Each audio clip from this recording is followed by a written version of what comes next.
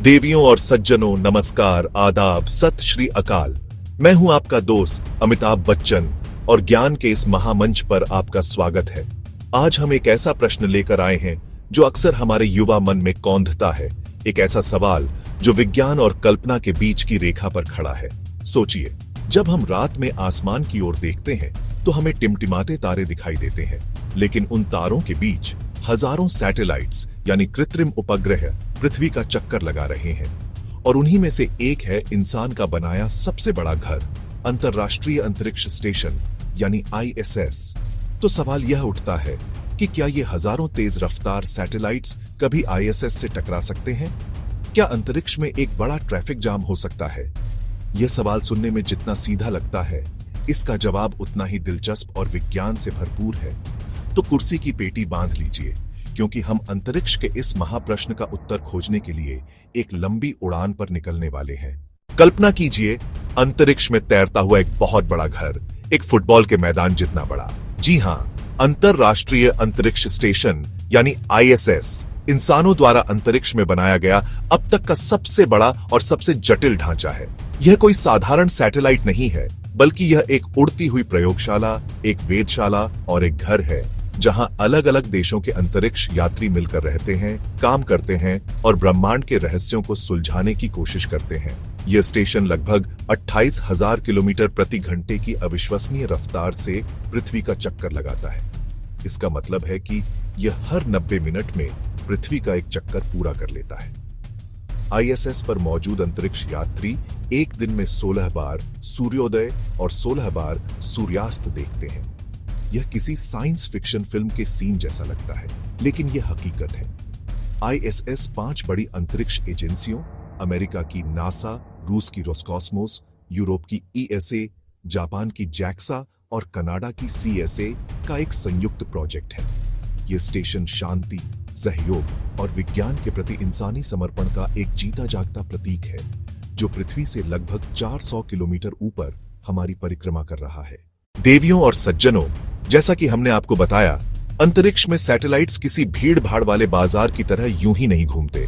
वे एक बहुत ही अनुशासित तरीके से अपनी अपनी निर्धारित कक्षाओं यानी ऑनर्बिट्स में चक्कर लगाते हैं।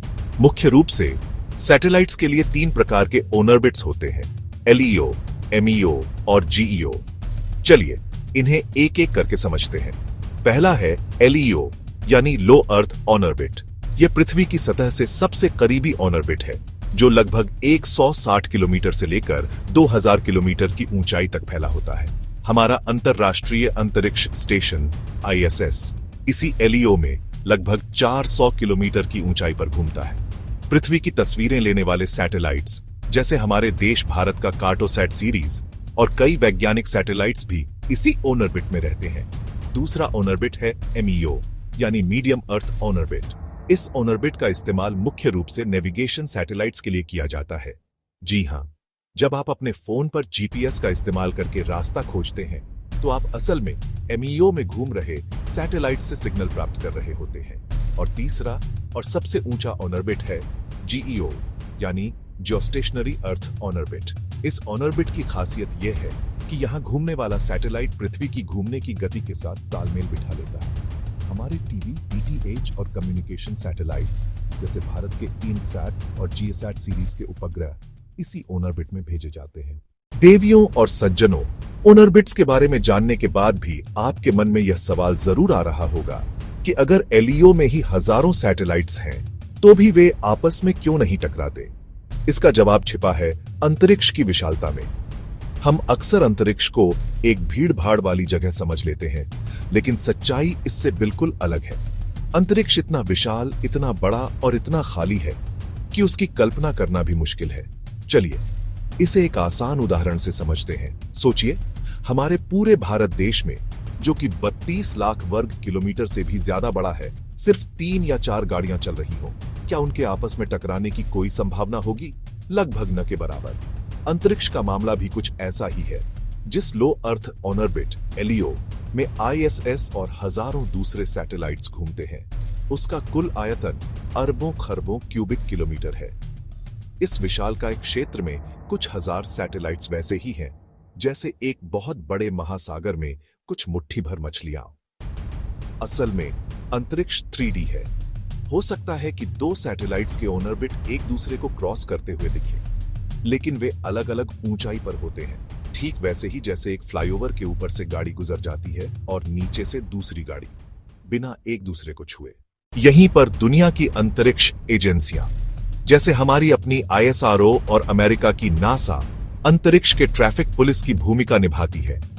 इन एजेंसियों के पास धरती पर बड़े बड़े रडार और टेलीस्कोप का एक नेटवर्क है, जो दिन रात 24 घंटे अंतरिक्ष में मौजूद चीजों पर नजर रखता है। वे क्रिकेट की गेंद जितने छोटे टुकड़े को भी ट्रैक कर सकते हैं, जो हजारों किलोमीटर दूर अंतरिक्ष में घूम रहा हो। यह एक बहुत ही जटिल और महत्वपूर्ण काम है। यह निगरानी प्रणाली, जिसे स्पेस सर्विलांस नेटवर्क यानी स्पेस सर्वेलेंस नेटवर्क कहते हैं, लगातार हर सैटेलाइट और अंतरिक्ष के मलबे के टुकड़े की स्थिति, गति और दिशा को ट्रैक करती है। यह सारा डेटा सुपर कंप्यूटरों में भेजा जाता है, जो भविष्य में उनके रास्ते का सटीक अनुमान लगाते हैं। नासा का जॉनसन स्पेस सेंटर ह्यूस्टन में एक टीम लगातार ISS के चारों ओर एक काल्पनिक सुरक्षा बॉक्स की निगरानी करती है, जिसे पिज्जा बॉक्स कहा जाता है। अगर कोई सैटेलाइट या कचरे का टुकड़ा इस सुरक्षा बॉक्स में घुसने की संभावना दिखाता है, तो तुरंत अलर्ट जारी कर दिया जाता है। हमारी अपनी भारतीय अंतरिक्ष अनुसंधान संगठन यानी ISRO भी इस काम में पीछे नहीं है।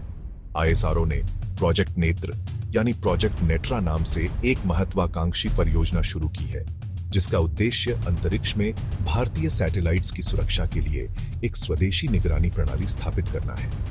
यह एक वैश्विक सहयोग है, जहां विभिन्न देश अपने सैटेलाइट्स का डेटा साझा करते हैं, ताकि सभी के लिए अंतरिक्ष सुरक्षित बना रहे। यह निरंतर निगरानी ही वह अजीब सी अदृश्य शक्ति है जो सुनिश्चित करती है कि ISS और अन्य सैटेलाइट्स अपने अपने रास्ते पर सुरक्षित रूप से चलते रहे, बिना किसी अप्रिय घटना के।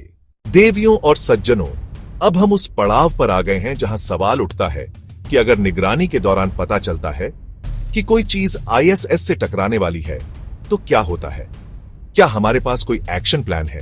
जी हां, बिल्कुल है। और यह एक्शन प्लान किसी हॉलीवुड फिल्म के सीन से कम नहीं है।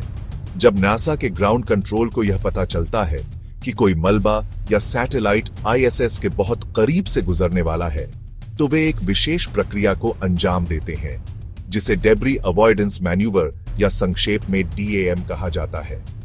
इस मैन्यूवर के दौरान ISS पर लगे छोटे छोटे रॉकेट थ्रस्टर्स को कुछ सेकंड या मिनटों के लिए चालू किया जाता है। यह ठीक वैसा ही है जैसे आप नाव चलाते समय चप्पू से पानी को धकेलकर नाव की दिशा या गति बदलते हैं। इन थ्रस्टर्स के जलने से ISS को एक हल्का सा धक्का लगता है, जिससे उसकी ऊंचाई या गति में थोड़ा सा बदलाव आ जाता है। यह बदलाव बहुत मामूली होता है, शायद कुछ 100 मीटर या 1 किलोमीटर का, लेकिन अंतरिक्ष में इतनी सी दूरी भी खतरे को टालने के लिए काफी होती है। यह डेब्री अवॉइडेंस मैन्यूवर कोई दुर्लभ घटना नहीं है। औसतन साल में 1 या 2 बार ISS को इस तरह से अपना रास्ता बदलना पड़ता है। यह इस बात का सबूत है कि हमारी निगरानी प्रणाली कितनी प्रभावी है और हम खतरों को लेकर कितने सतर्क हैं। अगर कभी खतरा बहुत अचानक आ जाए और मैनूवर करने का समय न हो, तो भी एक सुरक्षा प्रोटोकॉल मौजूद है। ऐसी स्थिति में ISS पर मौजूद अंतरिक्ष यात्रियों को स्टेशन से जुड़े सोयुज या ड्रैगन जैसे अंतरिक्ष यानों में जाने के लिए कहा जाता है। ये यान लाइफ बोट की तरह काम करते हैं। देवियों और सज्जनों, जब हम अंतरिक्ष की सुरक्षा और प्रबंधन की बात करते हैं, तो हमें अपने देश भारत पर गर्व होना चाहिए और हमारी गौरवशाली अंतरिक्ष एजेंसी ISRO पर भी। भारत न केवल अंतरिक्ष में सैटेलाइट्स भेजने में माहिर है, बल्कि उन्हें सुरक्षित रूप से संचालित करने में भी दुनिया के अग्रणी देशों में से एक है। हमारे कई महत्वपूर्ण सैटेलाइट्स जैसे एस्ट्रोसैट और कार्टोसैट सीरीज उसी व्यस्त LEO ऑर्बिट में काम करते हैं जहां ISS मौजूद है। एस्ट्रोसैट भारत की पहली समर्पित मल्टी वेवलेंथ अंतरिक्ष वेधशाला है। यह एक तरह से अंतरिक्ष में भारत की अपनी आंख है, जो ब्रह्मांड के रहस्यों का अध्ययन करती है, जैसे ब्लैक होल और न्यूट्रॉन स्टार्स।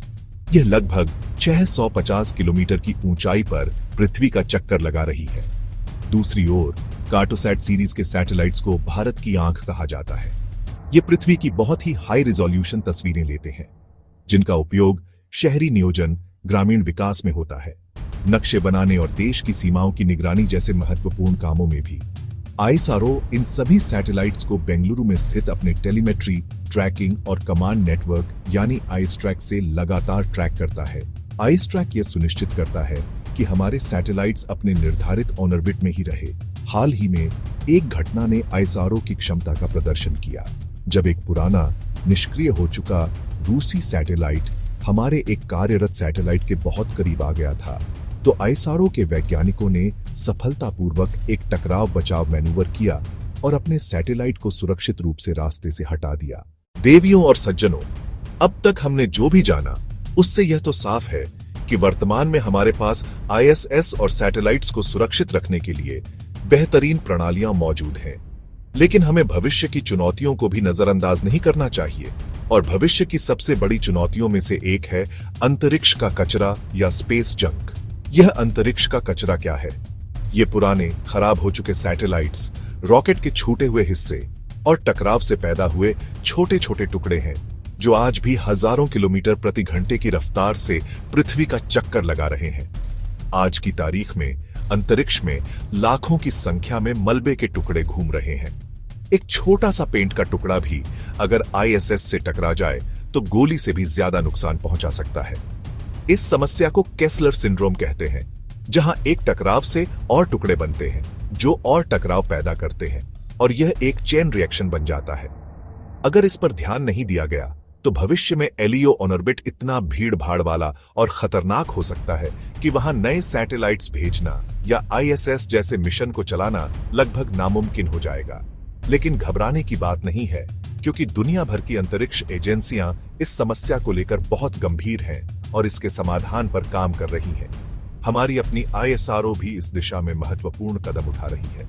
आईएसआरओ ऐसे सैटेलाइट्स डिजाइन कर रहा है जो अपने मिशन के अंत में खुद को ऑर्बिट से हटा सके। इसके अलावा आईएसआरओ अंतरिक्ष से कचरा हटाने के लिए नई तकनीकों पर भी शोध कर रहा है, जैसे एक सैटेलाइट जो जाल फेंककर या हार्पून से कचरे को पकड़कर उसे ऑर्बिट से हटा दे। यह भविष्य की लड़ाई है और भारत इसमें एक महत्वपूर्ण भूमिका निभाने के लिए तैयार है।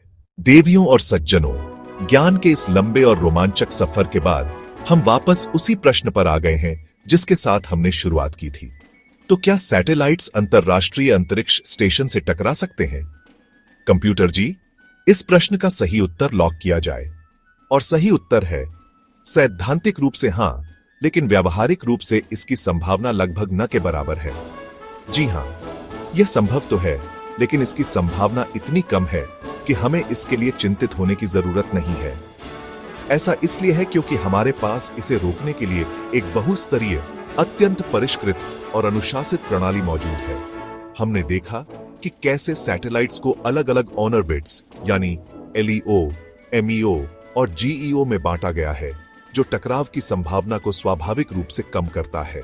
हमने यह भी जाना कि अंतरिक्ष इतना विशाल और खाली है कि दो चीजों का आपस में टकराना अपने आप में एक दुर्लभ घटना है। यह प्रकृति का दिया हुआ पहला सुरक्षा कवच है। लेकिन हम सिर्फ प्रकृति पर निर्भर नहीं हैं। हमारे पास आईएसआरओ और नासा जैसी एजेंसियों की शक्तिशाली निगरानी प्रणालियां हैं, जो अंतरिक्ष के हर कोने पर अपनी पैनी नजर रखती है और किसी भी संभावित खतरे का पहले से ही पता लगा लेती है। यह सब कुछ एक बड़े ऑर्केस्ट्रा की तरह है, जहां हर वाद्य यंत्र यानी हर देश और हर सैटेलाइट एक निश्चित सुर और ताल में बजता है, ताकि एक सामंजस्यपूर्ण संगीत यानी एक सुरक्षित अंतरिक्ष वातावरण बन सके।